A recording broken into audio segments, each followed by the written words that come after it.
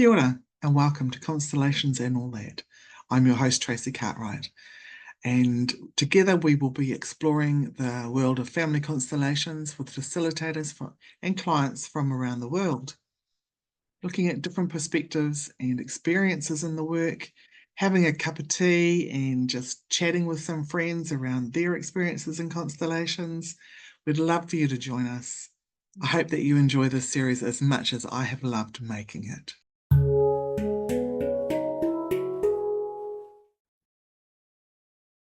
Kia ora everyone, and welcome to Constellations and All That.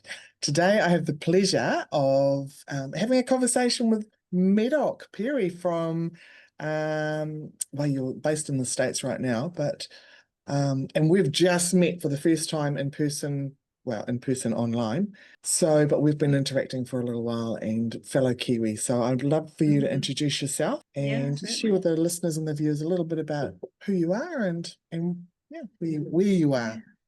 Thank you. Yeah, so my name is Medoc Perry, as you said. I'm originally from Tauranga in New Zealand. I grew up just outside Tauranga in the Kaimai Ranges, right by the Wairoa River. So yeah, it was, even just thinking about it touches my heart. It was a beautiful place to grow up and very connected to land, you know, not far from the Pacific Ocean. So that's kind of my roots in the land. And I now live in Arizona, but I've lived in the States for quite a while. It's where my mum's from. And yeah, I've been living in Seattle and then Whidbey Island for the last 12 years. And now I've just recently moved to the desert in Arizona. So I'm in the Sonoran Desert right down south near the Mexican border. And then to just share a little bit about where my people come from. So my mum is American, but before that, her people were Scottish and Irish and Swedish and German and French. So it's kind of a collection there. And did I say Irish? Anyway, there's a collection of the European set. And then my dad was English, and I'm not sure how many generations that went back. But yeah, I had the good fortune to live in New Zealand as growing up. And I have three siblings and me, living ones anyway. Yeah, I feel very grateful to have found my way to constellations, which is, you know, mainly what we're going to talk about. But I also have been doing healing work for about 20 years. So I first discovered Reiki in England, 20 plus years ago, and then BodyTalk in New Zealand. So from a beautiful Kiwi woman called Tracy Pooley. She was one of my wonderful teachers. And then here in the States, I discovered constellations with a woman called Brigitte Stab. And she was one of the early constellators here in America. And actually, she's a wonderful, wonderful practitioner. And I think really is not as renowned as she could be. She's just really very talented. And her teacher was Dietrich Weth. So he used to come from Germany and come do circles with her here in the United States in the early days. So yeah, it's kind of my tradition there. In terms of me as a person, I'm pretty spiritual, you know. I'm really connected to land, very much. And getting deeper, I think, being in here in the desert, I'm living on very, feels like very sacred land and very powerful land. So I kind of feel like I've been called here in a way. I don't quite know yet what, but I've just got this amazing view of a mountain. And just before our call, of course, the roadrunner ran past the window, which is good luck. So there's a lot of things. Keep an eye on, yeah, twice. So twice the good fortune, good luck for us. So yeah, so here I hear coyotes in the nighttime, and there's mountain lions and jaguars, even sometimes jaguars in the hills here. So yeah, so I just also want to honor the people who came before me, you know, on this land, because I feel like they're really still present here. Yeah, so I feel grateful to be here, connected with this land medicine, and maybe that's part of the next stage of where I'm going. So yeah, that's kind of a little bit about me. Maybe. Fantastic. So what drew you to Arizona? Yeah, it's a good question, isn't it? Living in the Pacific Northwest in Seattle, it's beautiful land, a land of big trees and a lot of nature, very different nature though. But the winters can be quite dark and cloudy, and after 12 years or so in that climate, I think I felt like a change. I really wanted more sunshine. Yeah, the winters can be hard there. I find it can get dark, and you know, people can get, you know, a little introverted. And so yeah, coming here, I think there was the Pacific, the Southwest just kept popping in conversation with people. And then finally, a woman I knew who was a BodyTalk practitioner lives down here, and so she invited me to come and check it out, and I've been here ever since. And it's sort of mystic the way we call to places, right? But I think for right now, it's a really good place for me to be, and I've been very welcomed into the local. So Yeah, in Arizona, like, excuse my yeah, America. non-geographical brain here, but is that Sedona? Is it near Sedona Sedona? is at the top of Arizona, but it's Okay. not. It's not. Yeah, so Because I'm that's very really known south. for its mystical, energetic portals, isn't it? Yeah, it is. And if we're going to go a little woo, some people have said that some of those portals have moved to this area. So I don't know what or where or We can go a but whole lot woo if you like. yeah, we could do. But also I find there's monsoons rolling across the landscape right now, and I have this amazing view. So I see these big lightning storms and Wow. rain, and can be quite isolated and very beautiful. So I'm quite lucky. But yeah, Sedona has I actually haven't been to Sedona, so I can't really compare the two, but I think it's a very powerful land. America is so diverse. I mean, and well, the USA is so diverse. The Americas are even more diverse. So it's very different. But the desert, I've never lived in the desert, so it's a really lovely exploration for me. Yeah, and Fantastic. live outside Tucson, and it doesn't appear like many people are doing constellations here, if any. I keep hearing people say, oh, we need that here, no one's doing it. So that could also be, maybe that's a reason I've been called. So yeah, I'm already doing some work here in Tubac where I live, little artist town, and then Tucson's the next big city where I hope to set up some regular circles here soon. So Oh, fantastic. So when you first met Constellations, what was that? How did that come about? do it's funny how things come about, isn't it? I was actually working a job this is when I was living in Seattle, the early days in Seattle, and I was working at an organic co-op. And these people were rolling through the check stand where I was, and I was like, oh, I just chat with people like, oh, what are you doing? Oh, you're doing a workshop. Oh, what's the workshop? Oh, what's that? Kind of just asking. And eventually the teacher rolled through, Brigitte, and she told me, and I rocked along to a workshop. So I think a lot of the modalities that I've learned, because there've been other ones like Hakomi as well, which is like a body-centered and kind of psychotherapy they've all just turned up in my environment in some way, shape, or form. But you know what, I think with me, my whole life I've been really interested in people's happiness and also families.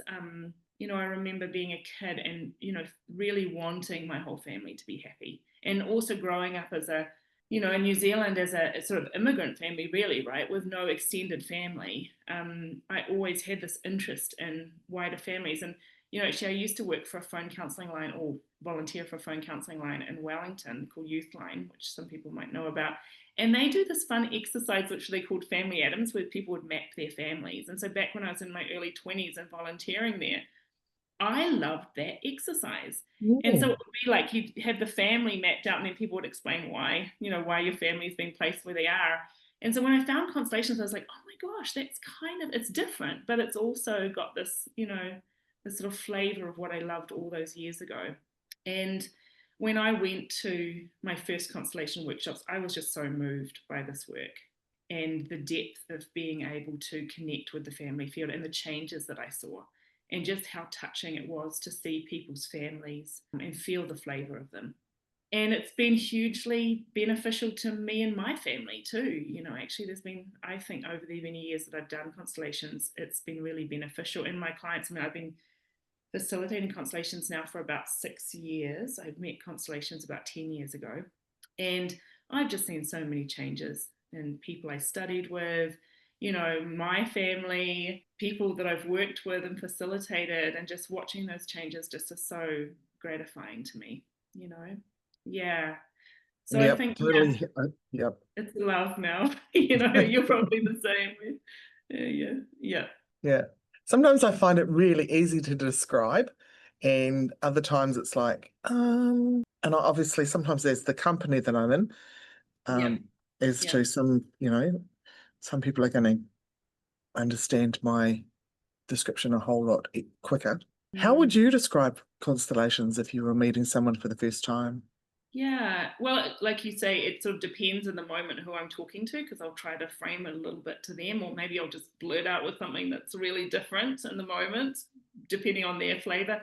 But I usually say it's a, an experiential process that maps out a system, and usually we're working with the family system, but it could be any system, like a piece of land, or it could be a business, or a group that you belong to. And then we look at the underlying dynamics of the family that might be creating a certain pattern. And so it's a beautiful way to work with the patterns in our life that we can't seem to change any other way. And there's a we have this belief, right, in constellations, that everything in our life has its roots somewhere in the family field and in our ancestors. So when we look at the family field, we're not just looking at the one person, we're looking at everything they're embedded within, and all of those patterns.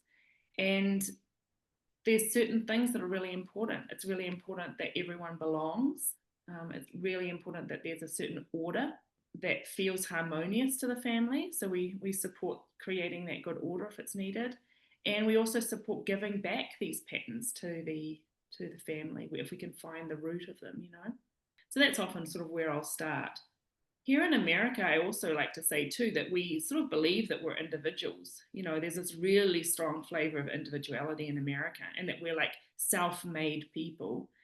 And there's very little acknowledgement of who came before us. And so, I guess one of my teacher the other day, actually, I was talking to her, and she was saying how she called this the new world, because she's from Germany. And so she said, when growing up in Germany, there is this, the ancestors are there, the whole community's there, people don't move a lot. So it's sort of, you grow up embedded in this deeper, system.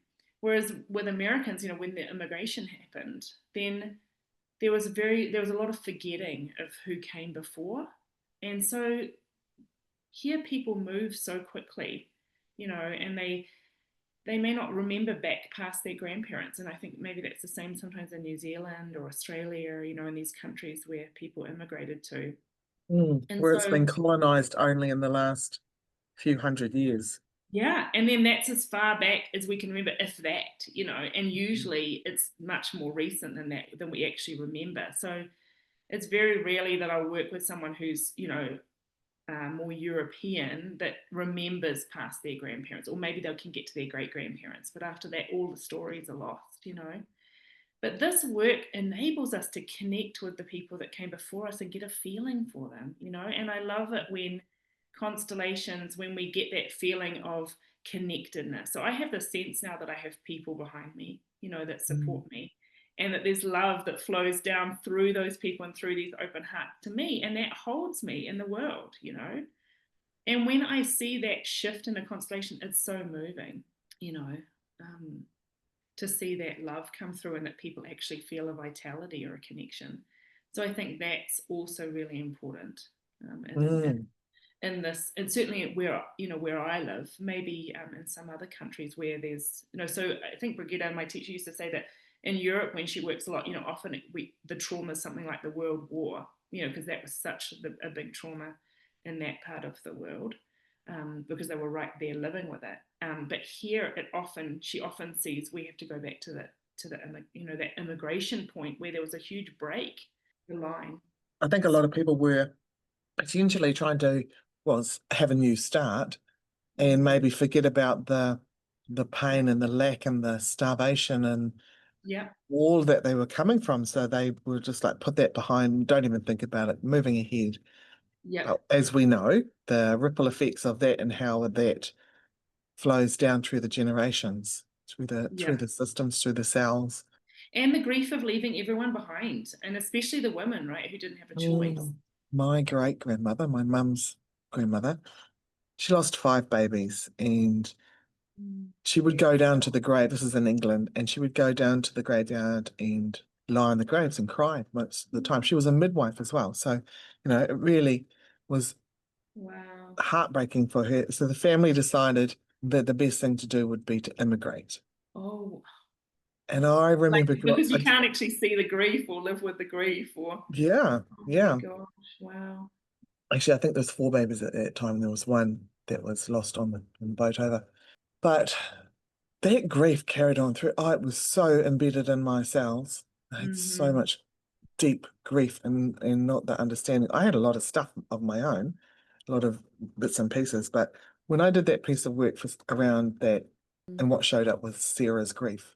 Oh my gosh, just the relief. Because, moving countries was never going to fix that. It Yeah. was, yeah. Well, and it adds to it probably too, right? Because not only Mm. now have you lost four babies, but you've lost all of the, your community and the people who hold Mm. your stories. And Yeah. Your I think place in it's, the community because they had quite a standing in the community. And yeah, I yeah, and mean, they I have to, understand it. And I'm very, very grateful because I love Aotearoa, New oh, Zealand. yeah, It's such a, I've it's a traveled a beautiful lot and I country. just love coming home.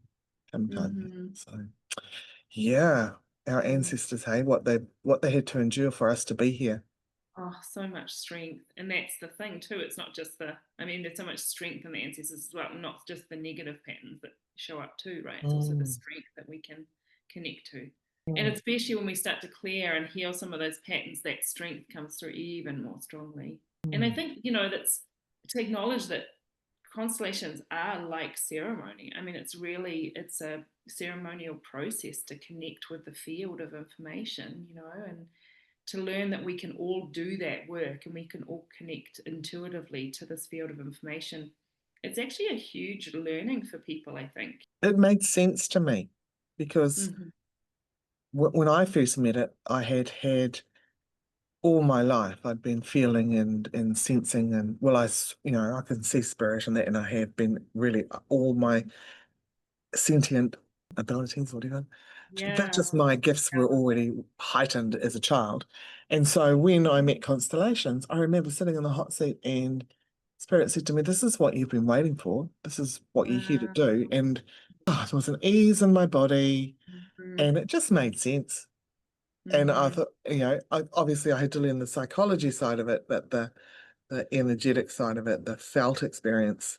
And it just made so many things in my life make sense. And also the resources that I gathered from the traumatic things that I had experienced Yeah. and looked at then became resources. So it's like, yeah, Mm-hmm. this is potent work, potent work. Oh my gosh, it is so potent. It's so moving to me. And I love that idea too that you just spoke about how that ease comes into the body, that ease that when Yeah, truth is spoken, when something comes to light, there is that ease in us, in the field, in our family.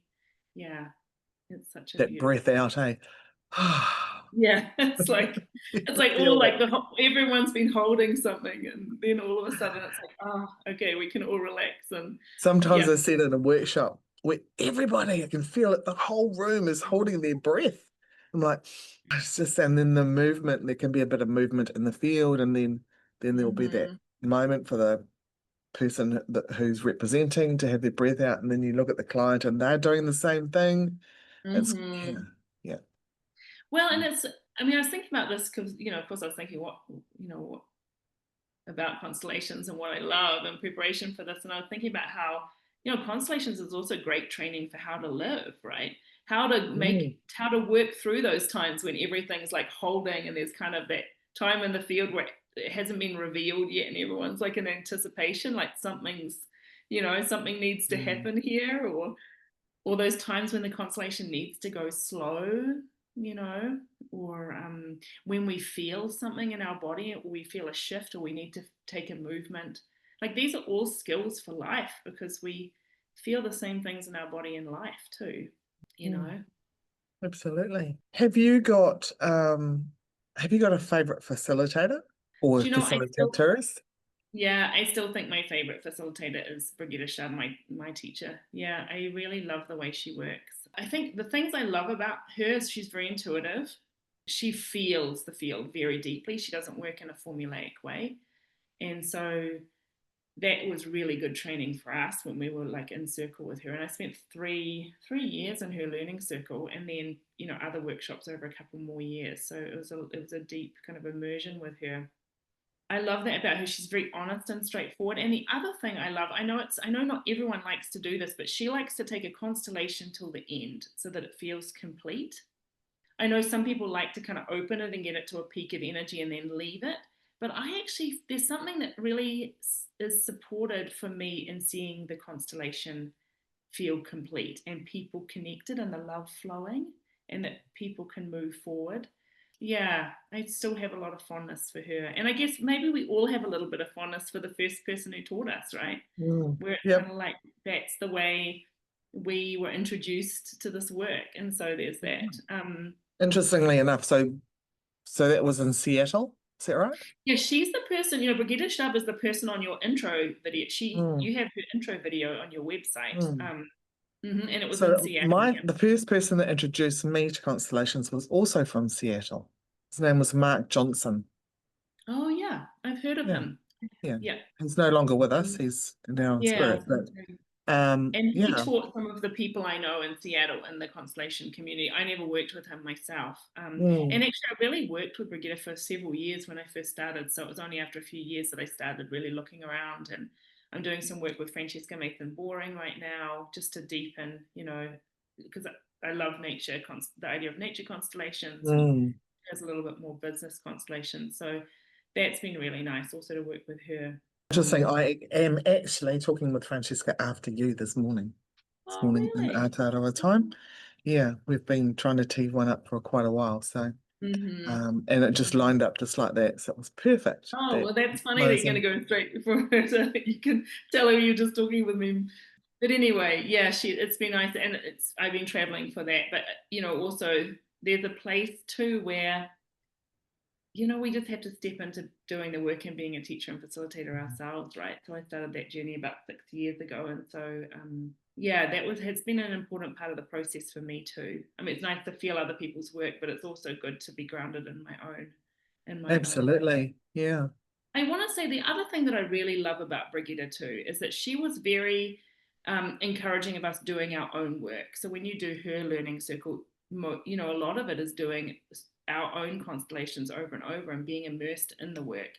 And so by the time, someone finished a year worth of her circle, she calls it lightening our own backpacks.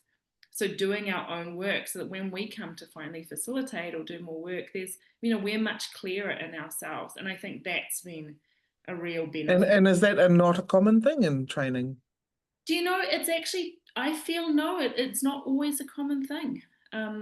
Because I There's train some. and that's what I would do too, because it's like you can't, Mhm. my viewpoint is that to be the best, facilitator and to be grounded in yourself, you have to empty that backpack. You have to look at Exactly. your Yeah. blind spots. And Yeah. yeah, I always encourage my students to get out there and go to other facilitators, but also when we're working, when we're training, we're always doing constellations with each other. Mhm. And I'm Yeah. constellating them, and it's Yeah, which is just so great. important. Like, I don't know how else you could learn.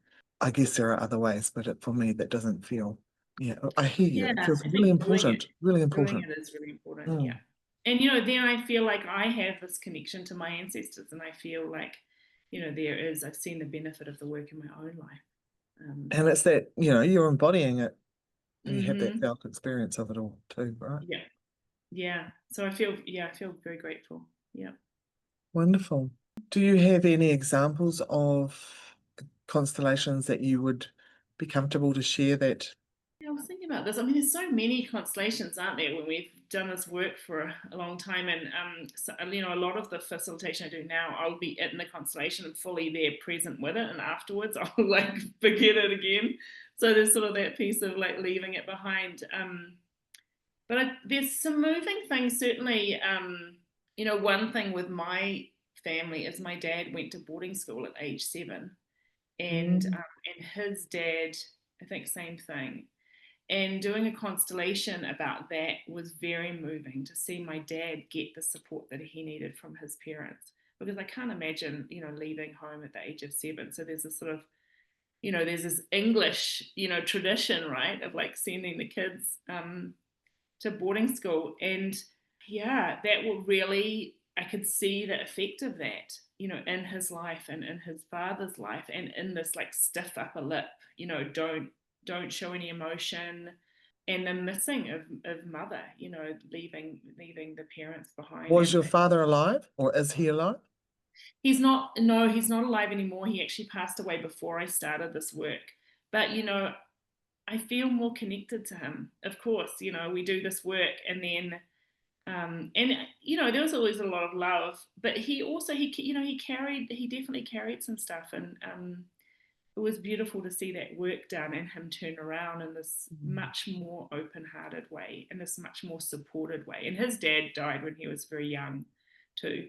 Yeah. And then, you know, just other constellations where, like, you know, really connecting with, you know, my mother's line, and the love that could flow through that way, and having these, you know, seeing the grandparents who really cared.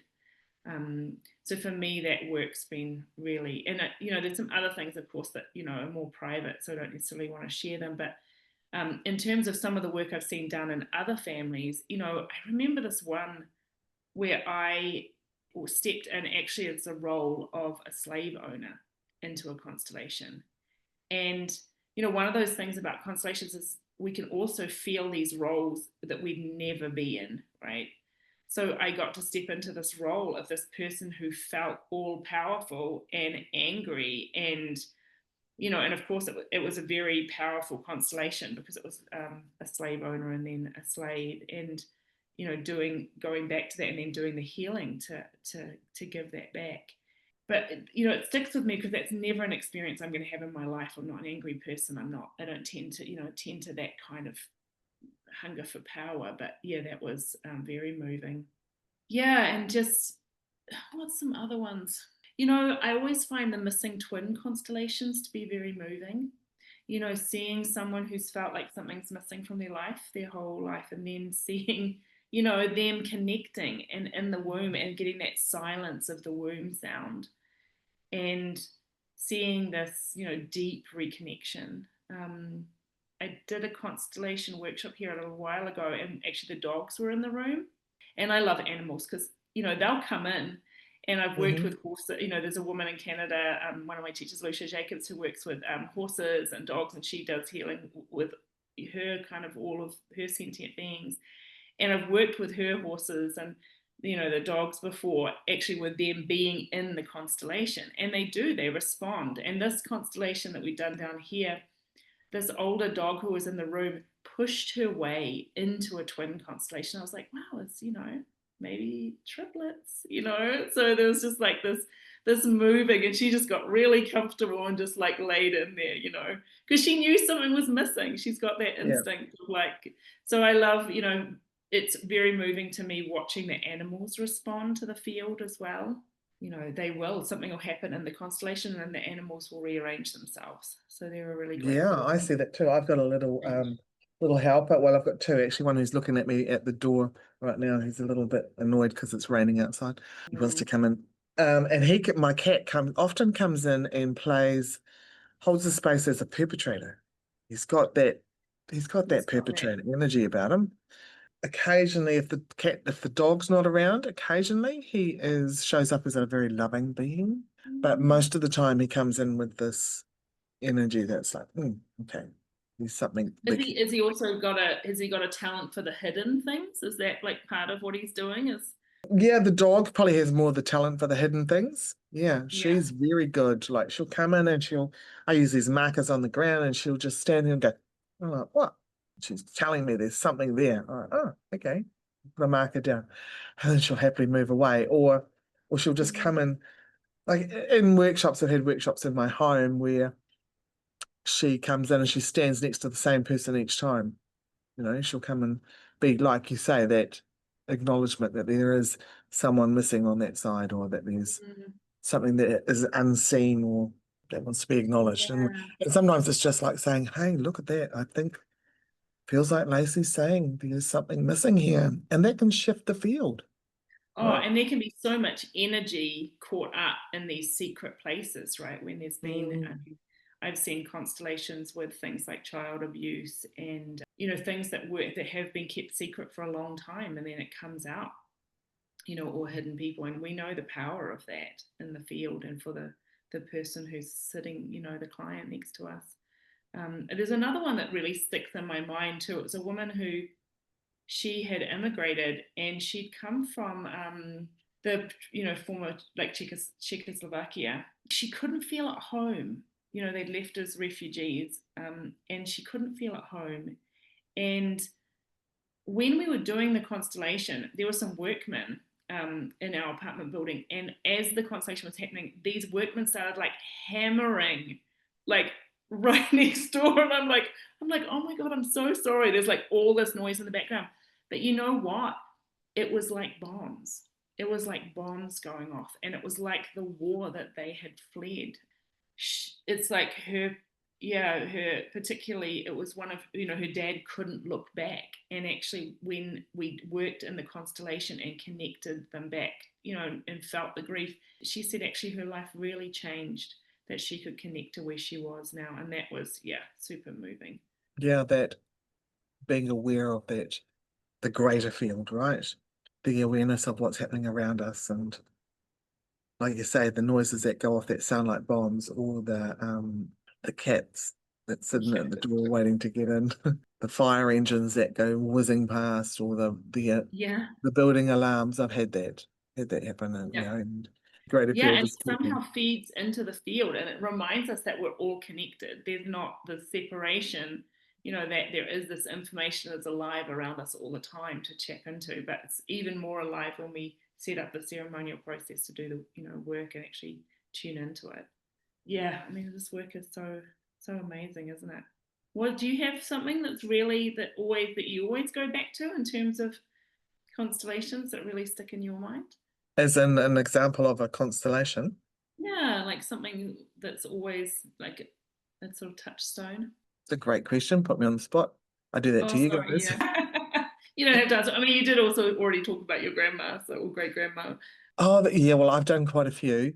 I did the one that has been rising up for me. In fact, I've already spoken about this morning with someone, very early this morning in a conversation. A piece of work I did in 2019, and it was around feminine. So I was menstruating so heavily that it felt like I was dying. Like, it was just Right. so heavy every time. And the constellation, I remember the woman lay on the ground, and she just kept saying, "Get closer to the mother, get closer to the mother."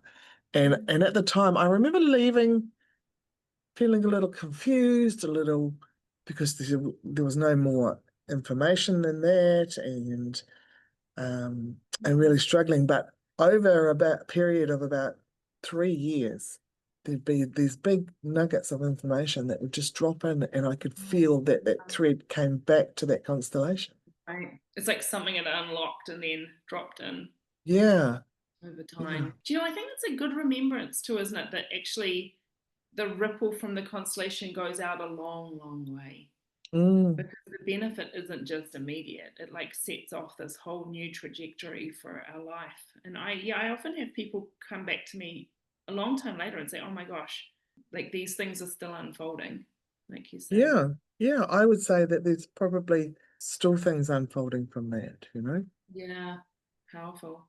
It opens other doors, and it allows other layers to be seen, but also, and it's like, oh, and it was really interesting for me, I think, because I could feel that direct connection to that constellation, whereas Right. others have just felt at times there's been that immersion into the field of things and not really remembering, and just stuff unfolding. But that one was really stayed with me. It really stayed. Mm-hmm. Yeah, it's amazing, isn't it? I mean, I'm sort of thinking, I mean, there's just so many amazing examples. There's examples of like women whose families clearly got persecuted, like witchcraft, kind of, where women kind of had to shut down their power in the Mm. family as healers. I think that comes up a lot for women. And I've seen that a few times in constellations. And, here in the United States, with some of the people who were originally here and some of the terrible things that happened, And then, some of the bigger issues like slavery, I mean, there's still healing happening on both sides with that, right? So that Yeah. not just the families who had victims in the family, but also the families who did the perpetrating. There's that still rippling in their families, and that can sometimes be a surprise for people when that shows up, because these are big issues that are still being healed. And Absolutely. Yeah. I think it's so courageous when someone actually has, it's like we can only maybe reveal in a constellation what someone's ready for. I really try to stick to that principle. Like when I come in to observe, I really try to see what's ready to be seen. It's not about forcing our way like into the field, right? It's not really going to respond to that. But I think it's so courageous when someone sees that in their lineage, because it's like they're ready to allow that secret to come out. And they're doing the Mm. collective healing. I mean, we see that, right? That Well, the ancestors are calling you to come and do the work, right? yeah, totally. And Mhm. the like collective is calling us to do the work individually too, to Yeah. heal the wider wounds. Yeah, so it's always gratifying when that kind of thing shows up. And I think for me, it's really important too. I was thinking about this, to really do the somatic healing, like to take time with some of those bigger issues, or like connecting with mother, overcoming that kind of interrupted movement idea, where with the child's been separated from the mother, and then here we are again in a constellation, with our mother, and the body's trying to, really integrate that. I know it's really important to me that we don't hurry that, that we And I think allow to get coming time. out of the mind, Yes. like Yeah. so many layers in the process, but coming out of the mind, allowing the body to integrate it, like you say, and being in it. So that leads me into my question that popped in during that, when you were sharing that, was how do you, as a facilitator, what is your self-care after you've run a workshop or you've been, Yeah. yeah. Yeah, well, so just I want to respond just before I forget to something you just said right then, which was about coming out of the mind. Oh my gosh, this work is amazing for teaching us to come out of the mind and be in the heart, and like open our hearts again and Mm. feel, and like practicing that over and over again in constellations, and practicing connecting and opening and connecting and opening. Oh my God, that's where I feel like everyone could benefit, in this modern world where we're kind of in our head. So I've gotten a lot personally out of this work about being able to reconnect to my intuition. In terms of myself, I think I've done so many constellations now that I feel really grateful that it's easy for me to kind of come into the field and connect, and then to leave and leave it behind. I don't carry a lot of the stories with me. Sometimes they stay, but it's a lot of the time the story just blends back Mhm. into the background, so I'm not carrying things for people, and I think that's really important. I try to do, I mean, like maybe practitioners, very simple things like just having a space that feels very nourishing to work in.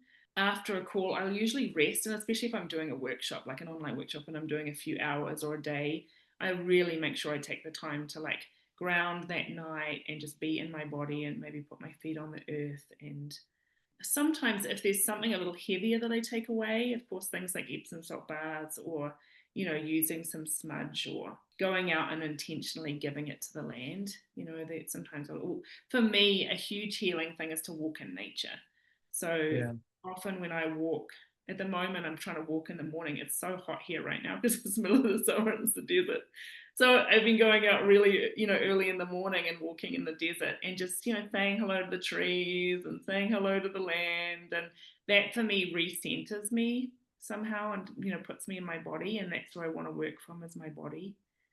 And I mean, sometimes I'll be like, oh, there's my tree friends, they feel like the community that lives around me. Yeah, so I don't know if that answers your question, but I think it's important that we, and then I think also doing my own work. Like I make sure that I see practitioners myself. I think, Mm. I don't know if that's a thing that everyone does, but I think it's really beneficial for us as practitioners to always be doing our own work with things that come up, because I do see that, when there's a flavor of something that's rolling through my clients over and over again, it's kind of like, okay, maybe there's something to be Yeah. looked at here, Yeah. and nourishing. And yeah, I'm pretty grounded. I think I'm very grateful that I'm a very quite grounded, nature Mm. oriented person. Yeah. That's Because if we that's if if we are in a space of thinking we can hold it all and do it all, and I don't need to see anyone, well, it's an illusion. I think it's an illusion, but also we're not benefiting ourselves, we're not benefiting our clients or the greater system, because we're just merely small beings in this very large system, and we need to take care of ourselves or we'll burn out.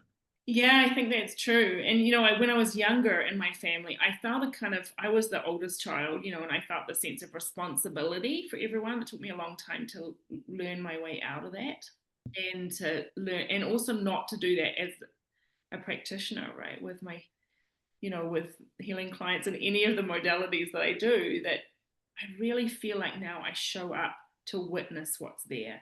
Like, I'm not being the healer, I'm not being the, trying to force something that happens, forcing something to happen. I'm just coming in to witness what's ready to change in the person. Like, I really recognize that it's the client or the other person that I'm working with. Their body knows, their system knows what needs to be seen. So all I need to be is the best possible observer that I can be. And I think, Isn't that so powerful? oh my God, it's so powerful. And that's where doing our own work to be the clearer and clearer and clearer observer is so important. And I'm very grateful, actually. I think I'm getting, better and better at it. And that somehow enables me to walk away more cleanly, because I'm working with what's ready. And that's, BodyTalk is one of the main healing modalities I work with, and that has a really strong emphasis on priority, like what's the most important thing to shift first, and also to bring about harmony, and also just to be the witness, that it's always the client's body that's healing, and they, there's something that's ready in them already to change, that I just get to witness it. And in that, isn't it magical that we see this, right? It's somehow in this witnessing of things, change happens. It's so powerful. Absolutely. And I see it and I feel it and have received it in the constellations, when you're either sitting as a witness to someone else's constellation, which is a huge honor, to be able to witness that when someone's being so vulnerable. And also systemically in the field, often there's things that are covered up. So to have it witnessed allows it to breathe in the energetic field and to move. Yeah. There's so much power in that. There's something you just said that really, I know what I was thinking about. What an honor also to be a representative. Like, I think the more I do the work, and maybe it's also as I become more aware of what's, seeing all the pieces, like how kaleidoscopic it appears. That this person as a representative is like doing their own work while also representing in the constellation, and that the constellation can have all these layers happening at the same time, that we don't have to collapse it to like one storyline, right? And then actually we should probably avoid collapsing it to one storyline, because it leaves like all this possibility. So I just have such a more and more appreciation for how this work enables so much movement to happen at once. And maybe it's even if we get little different timelines or past lives, or I don't think it's just necessarily this one thread. It's like, ooh, wow, look at all these things rippling out. Have and you seen? Sorry. Maybe they don't even need to be said. Sometimes they just need to be seen by the facilitator or by a representative. So I was just thinking of timelines. Have you seen Leslie Nips? do you know, I've never worked with her. I know people who have worked with her. When I first met her, she did a piece of work around parallel universes and different timelines and stuff like that. That was fascinating. Yeah. In a constellation setting, and bringing it back to, but there's always a part of this. And working with different concepts, we don't have to have our judgment up. Like, people who maybe think that they're, who feel that they're walk-ins or come from another place, and that there needs to be some healing there. Maybe people, who've been born in here from other places and times. Actually, that healing can be done in constellations too. It doesn't just have to be the physical family. Well, it's a system too, isn't it? Those are all different systems. They're all systems. But of course, our family is like such a huge part. Might as well start there. Sometimes we want to go way off, don't we? It's like, I want to deal with all like weird, cool stuff. But actually, the family's like super nourishing when we get that lined up. It like gives us the vitality and power to deal with everything else. Yeah. I thought I grew up in a ordinary family because I didn't know any different. We don't know any different. We're just in that water like a fish, right? I'm normal, quite quotation marks. Far from it. But well, and then we do this work and then we realize, oh, every family's got flavors of things, absolutely, Who doesn't? It's just absolutely. that we don't know. We don't when we're growing up. Like, I think I went through a stage of being a bit shaken up about the fact of all that I was experiencing and how not I had a lot of complex PTSD, put it that way. So I went through the stage, and then I came to a point of peace with it, of knowing that from that point, I also have a very broad world view, and I also have a lot of resources and compassion, and I've had to learn a whole lot of self-love from that space as well. yeah, it's like that classic kind of preparation for the future, right? Like to have that experience gives you so much more compassion and so much more ability to witness. Like I feel like that with my family, and even just my life, I've had this opportunity to like interact with so many different kinds of people. And my parents went just one way or another. They were complex humans that had different sides. And, that makes me so much more able to like be with people, without judgment, and then to be with their families. And you too, I'm sure I haven't seen you work, but just listening to you in these podcasts, I'm very touched by the way you talk about things and talk about constellations. Yeah, gosh, obviously I'm doing this podcast and I'm doing the work, and I just love it. I know, me too. so hard to describe, but it's not at the same time. Well, And and you have to the feel it. I blessings. mean, we can talk about constellations like forever, right? From Mm, our head and try to explain it. But when someone comes to a constellation workshop and is in the work, or they come to a practitioner and do the one-on-one work, and then they feel it and they feel the change, I mean, that's what's so moving, I think. We have so many ways of encouraging us to go into our head in our modern society that, wow, to have constellations to like come back into our body and into our heart and to really feel and to have the honor of feeling other people's families, like not to have those experiences, but to kind of experience what that's like. It's has there been a representation that you've experienced and that has really made you go, wow? yeah, well, there was the one I mentioned just before. The mother role is a big one often, like when you go from being, I'm not a mother, I just should say that that hasn't been my, not part of my life in this lifetime, but to be in that role of this open-hearted mother and like really connect is, I think, just so moving to me.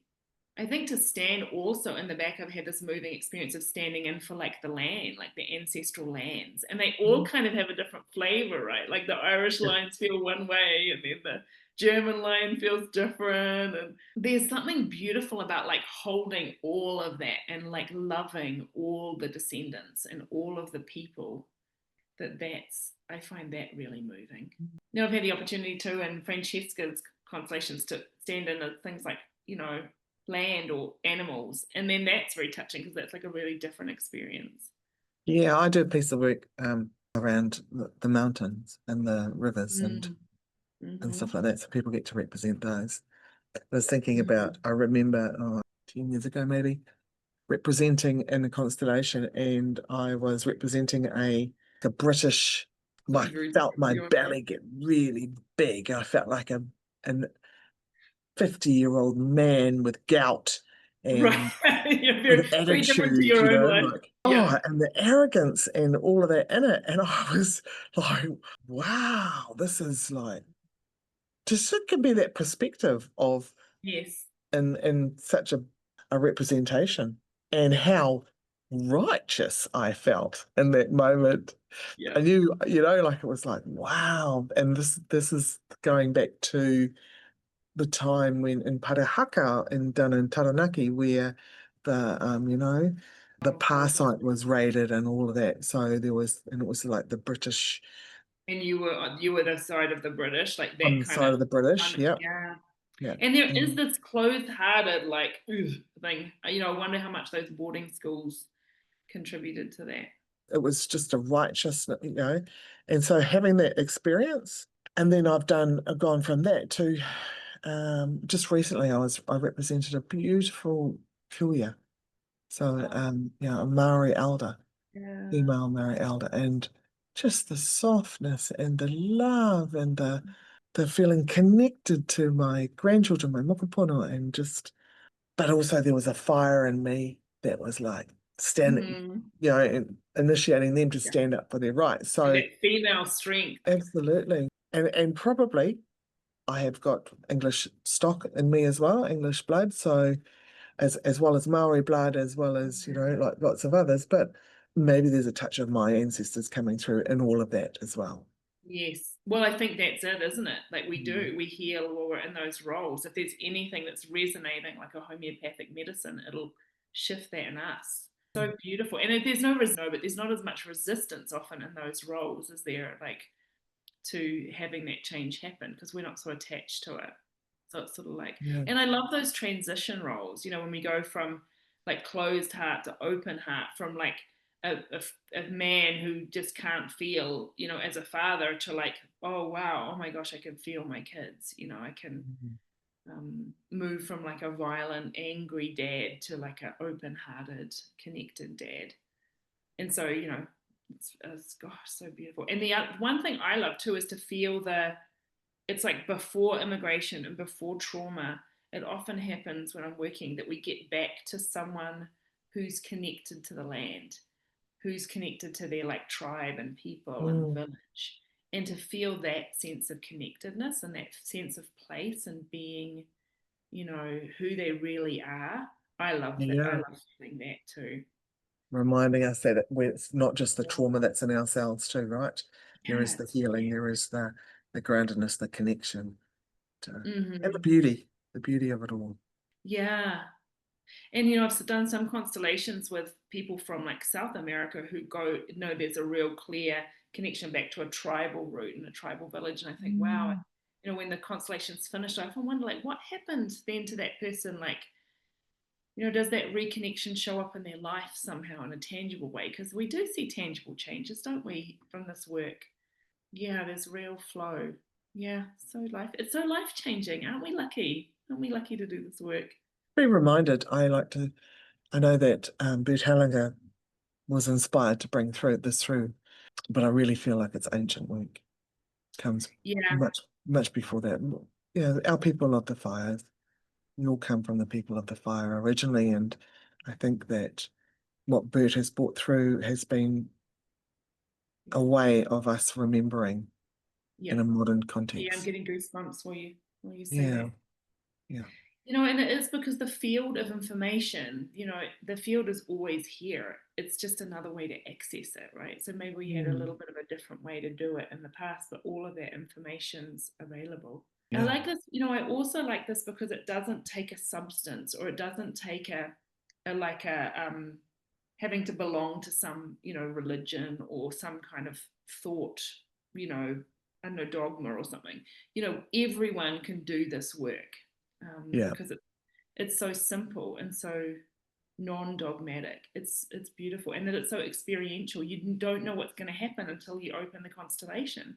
It's like a discovery. Sometimes I talk about it like, I've used this analogy where you're kind of like brushing sand off hieroglyphics. You know, the hieroglyphics are already there under the sand, but it's like we kind of brush it off till we can see what's there and what's been hidden for so long that we can. I love Yeah. that. That's a great analogy. You know, it's a nice one, isn't it? Yeah. Because it is. It's like revealing what's already there.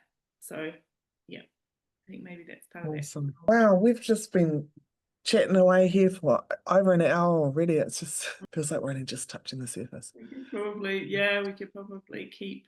I mean, there's so many things, but Well, I'd love for you to share with the listeners how they can get in touch with you if they feel called to come and work with you. Yeah, well, it'd be lovely. Well, I should probably say I do. You know, I work in a few different ways. I do healing work and do healing sessions with people, and so I do work one-on-one in that, and I also do group sessions online, so a couple times a month. which is a really lovely way. I think right now we're getting such a changing consciousness on the planet that, some people, it's really challenging to grapple with that. So I think continuing to get healing is really important. And so I help, I hold that space for that. And then constellations I do at the moment, I mean, we're always morphing and changing, right? Who knows when someone will find this podcast, but at the moment I work one-on-one online, and then I do group sessions once a month online as well. And then, setting up in-person workshops here. And so probably the easiest way to find me is my website, which you'll probably post. So it's like Starbird Healing Arts, and it's so star like in the sky, bird, and healingarts.com. So that's probably the easiest way. And it's really lovely that this work is so accessible, right, from around the world, and we can work with a range of different practitioners, that we all have our different flavors. So and we feel drawn to some, and others we just prefer to witness. It's nice that we have that so much choice now. And sometimes I used to think that I would have to go back to New Zealand and take, sort of, I felt a little bit of a bit like, oh, I should take this home to New Zealand, I should bring constellations home. And then I found out actually there's this amazing thriving constellation community at home. I could have found it probably if I'd stayed in New Zealand, but it's like, oh great, it's being taken care of over there, this beautiful community. So thanks for being part of that. You sound like you're welcome. Right there at the kind of initial blooming. Yeah, it's been sort of percolating, I think, underground for quite some time. And my teacher, they talk about, her and a few others have talked about 25 years ago, they were trying to get something off the ground here, but nothing was really happening. Just needed to be the right time for things to arrive. Yeah, we see that in the constellations too, right? Too, there's sort of a timing sometimes to when things want to happen. So, beautiful. And of course, here I am in Tubac, Arizona, that's part of the world where it doesn't look like there's a lot of people doing constellations. So it'd be lovely to do some more of that work with people here. But I like to travel too, so I'm always happy to travel places and do, constellations with people. So lovely.